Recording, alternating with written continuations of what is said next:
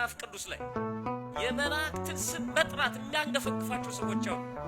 በመላእክ ስም መማፀን የመላእኩን ስም ጠርቶ መጸለይ የሚያንገፈግፋቸው ሰዎች አሉ። እነሱ ደግሞ ተንበርከክና ልጸልይ ሲሉ ምንም አይመስላቸው። እንዴት እንጠራቸዋለን? መጽሐፍ ቅዱስ ላይ ያለውን ቃል ነው የምትናገረው ቤተክርስቲያን። የዮሐንስ ራእይ ምዕራፍ 8 ቁጥር 2 ላይ በእግዚአብሔር ፊት የሚቆሙትን 7ቱን መላእክት አየዋል። ልብ አድርጉ። በማን ፊት የሚቆሙትን ነው ያሉ? በደም ንገሩኝ። በማን ስም? በእግዚአብሔር ፊት። ልብ አድርጉ። ስንቱን አየዋል? 7ቱን። ምንድናቸው? መላእክት። 7ቱን መላእክት አየው። ሌላ መልአክ መጣ ከ7ቱ ውጪ። ከዛ ምን ሆነ? የወርቅ ጥና ተሰጠው። የምትገርም እኮ ነች እቺ ቤተክርስቲያን። የወርቅ ጥና ተሰጠው። የወርቅ ጽና ሊቃነ ጳጳሳቱ ለክብራቸው አሁን ድሆች ስለሆኑ ነው እንጂ እኛ የወርቅ ጽና ይዘው ነው የሚያጥሙት በመንበሩ ፊት። አሁን ግን የወርቅ ጽና ስለሌለ የወርቅ ቅብ ጽና ይይዛሉ። የመላእክት አገልግሎት ነው የሚባለው። ለዚህ ቅዳሴ ላይ ልክ በሰዓቱና በስርዓቱ ወጥተው ያጥኗቸዋል፣ ይባርካሉ። ዕጣን ቤታችን እንደምናጨሰው አይደለም። ዕጣን ቤተክርስቲያን የምታጨሰው ተመልከቱ። መልአኩ መጣና የወርቅ ጽና ተሰጠው። የወርቅ ጽና ይዞ መጣና በመሰዊያው አጠገብ ቆመ ይላል። መሰዊያው አሁን ታቦቱ ነው። እኛ መሰዊያ አለን። ባዶ አዳራሽ አይደለም፣ ባዶ ሜዳ አይደለም። መሰዊያ አለን። የሚሰዋው ክርስቶስ ነው። በመሰዊያው ፊት መልአኩ ቆመ። ምን ይዞ? ጽና ይዞ። ጽና ያለው የት ነው? እዚህ ቤተ መቅደስ። ሌላ ቦታ የለም የጽና አገልግሎት። ጽና ይዞ በመሰዊያው ፊት ቆመ። በዙፋኑ ፊት ባለው በወርቅ መሰዊያው ለቅዱሳን ሁሉ ጸሎት እንዲጨምረው ብዙ ዕጣን ተሰጠው ይላል። የሚገርም ቃል ነው። ዕጣኑን መልአኩ ዘግሎ አላመጣው። እሱ ጽናውን ይዞ ቆመ። ሌላ ብዙ ዕጣን ደግሞ ተሰጠው ይላል። አሁን በቤተክርስቲያናችን እናንተ መቅደሱ ተከፍቶ ውስጥ ስለማትመለከቱ ነው እንጂ ማንኛውም ካህን ዝም ብሎ ዕጣን ዘግቶ ጽና ውስጥ ዘግኖ አይጨምርም። ቤተ መቅደሱ ውስጥ ከሱ በማዕረግ የሚበልጥ አባት እንዳለ ያያል። ቅዱስ ፓትርያርኩ ሊሆን ይችላሉ፣ ብፁዓን አበው ሊቃነ ጳጳሳት ሊሆኑ ይችላሉ፣ ኤጲስቆጶሳት ቆሞሳት ሊሆኑ ይችላሉ። ያያል። ያቆኑ በሙዳይ ዕጣኑን ይዘው ይመጣል። ብፁዕ አባታችን ዕጣኑን ይባርኩታል። ካህኑ ጽናውን ያመጣል፣ እንደ መልአኩ ማለት ነው። ያን ዕጣን ቆጥረው ጸሎት አድርገው ፍህሙ ላይ ያስቀምጡታል። ያንን ያጥናል። ለምን? ከቅዱሳኑ ጸሎት ጋር። በጣም የሚገርም ነው። በእግዚአብሔር ፊት ወጣ ይላል። ዕጣኑን ሲያጥነው ከቅዱሳን ጸሎት ማለት ከኃጢአት የጸዱ ቂም በቀል የሌለባቸው ጸሎታቸውን ወደ እግዚአብሔር የሚያቀርቡ በግቢ ውስጥ ተሰብስበው የሚያስቀድሱ ምዕመናን ሲጸልዩ ጸሎታቸው በዕጣኑ ጢስ አማካይነት በእግዚአብሔር ፊት ይወጣል ይላል።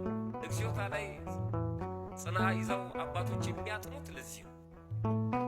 ዋናው ካህን መቅደሱ ላይ በመንበሩ ፊት እግዚኦ ሲል ንፍቁ ረዳቱ ደግሞ እየተመላለሰ ያጥናል። ታውቃላችሁ አይደል? የሚል ስርዓት እግዚኦታችን እየተጫነ ወደ እግዚአብሔር ነው የሚሄደው። ትንሽ እውቀት አደገኛ ነው እንደሚባለው አንዳንድ ሰው ቡና አፍልቶ ሰው ሲረግም ዕጣን ያነሳና እንደዚህ አድርጎ ቡና ያርገው ይላል። የሱ እርግማን የሚያደርግለት መስሎ በዕጣን ማለት ነው። በዕጣን ጸሎት ነው የሚያደርገው ወዳጅ፣ እርግማን አለ። እሱም ደግሞ መጽሐፍ ቅዱስ ላይ ያለ ጠንቋዮችም ያረጉታል ይሄንን ማለት ነው። የቤተ መቅደስ አገልግሎት ነው፣ የዕጣን አገልግሎት። እነዚህ 7ቱን መላእክት አየሁ ይላል። ሚካኤል፣ ገብርኤል፣ ሩፋኤል፣ ኡራኤል፣ ሳቁኤል፣ ፋኑኤል 7ቱ ሊቃነ መላእክት። የሚገርመው ኤል የሚል ስም አላቸው በመላእክት ስም በስተመጨረሻ። ኤልሻዳይ እግዚአብሔር ሁሉን ቻይ። እስራኤል ማለት ህዝበ እግዚአብሔር ማለት ነው። ቤት ኤል ማለት የእግዚአብሔር ቤት ማለት ነው። የእግዚአብሔር ስም ነው ኤል።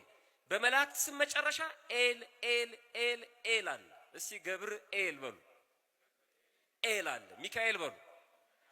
ሚካኤል፣ ሩፋኤል፣ ፋኑኤል፣ ሳቁኤል ትርጉም አለው እያንዳንዱ። ገብርኤል አምላክ ሰው አምላክ የእግዚአብሔር አገልጋይ ገብር አገልጋይ ባለሟል፣ ገብርኤል የእግዚአብሔር አገልጋይ የእግዚአብሔር ታማኝ ማለት ነው። ሚካኤል መኑ ከመኤል ማን እንደ እግዚአብሔር ግሩም እግዚአብሔር ድንቅ እግዚአብሔር ማለት ነው። የመላኩ ስም ሲጠራ አብሮ የማስም ይጠራል ማለት ነው፣ የእግዚአብሔር ስም። ለዚህ ነው ኦሪት ዘጸአት ምዕራፍ 23 ላይ ስሜ በእርሱ ላይ ነው ይላል።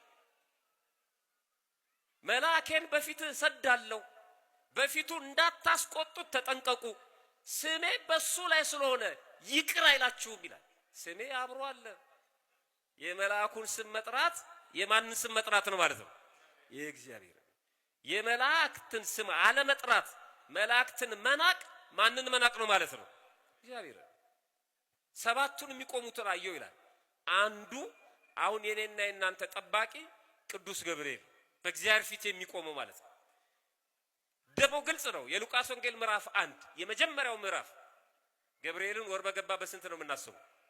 ንገሩኝ፣ በስንት ነው?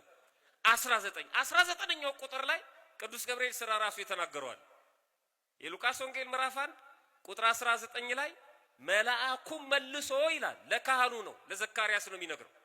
መልአኩ መልሶ እንዲህ አለ፣ እኔ በእግዚአብሔር ፊት የምቆመው ማንኛ አለ? ጥሩት በደንብ። እኔ በእግዚአብሔር ፊት የምቆመው ገብርኤል ነኝ። አመስግኑት እግዚአብሔርን። በእውነት መጽሐፍ ቅዱስ ላይ ነው ያለው። እኔ በእግዚአብሔር ፊት የምቆመው ፓስተር ገሊ ነኝ አላለም። እኔ ገብርኤል ነኝ ያለው። ምን እናርገው ይሄን ቃል?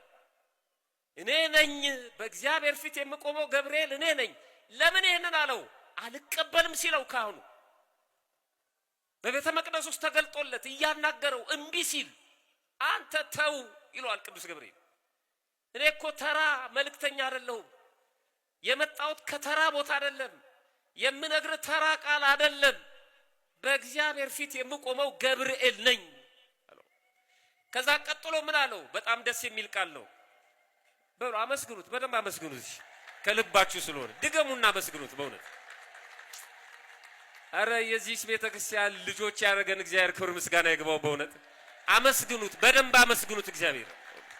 የአባቶቻችን ልጆች ያደረገን ይኸው ገብርኤል ነኝ ካለ በኋላ ትሁቱ መልአክ ቅዱስ ገብርኤል ነኝ አላለም። እኛ ነን ቅዱስ የምንለው። ገብርኤል ነኝ ነው ያለው። እና አሁን መጽሐፍ ቅዱስ ላይ ገብርኤል ነኝ ስላለ ቅዱስ አይባልም ልትል? በጣም የሚገርም እኮ ነው። እኔ በእግዚአብሔር ፊት የምቆመው ገብርኤል ነኝ አለና እንድናገርህ ይህችንም የምስራች እንድሰብክልህ ተልኬ ነበር። እኔ የምስራች ይዤ ነበር የመጣሁት። ምን ዋጋ አለው? አንተ ግን እየተከራከርከኝ ነው። አሁንም አሉ አይደለም የምስራች ይዞላቸው መጥተው መልአክ አያማልዱም ምን አገባችሁ የሚሉ ልነግርህ መጥቼ ነበር ይለዋል። ግን ምን ዋጋ አለው? አልሰማኝም። የነገርኩ ምስራች ደግሞ እውነት ነው እስከሚፈጸም ድረስ ግን አንደበት ምን ይሆናል አሉ? ዲዳ ይሆናል። አዎ አንዳንዶች አንደበታቸውን እያላቀቁ ነው። በቅርቡ ዲዳ ይሆናሉ። እኔ ነብይ ስለሆንኩ አይደለም። ቅዱስ ገብርኤል ስራ ይሰራል። መዳፈር ጥሩ አይደለም፣ ጥሩ አይደለም።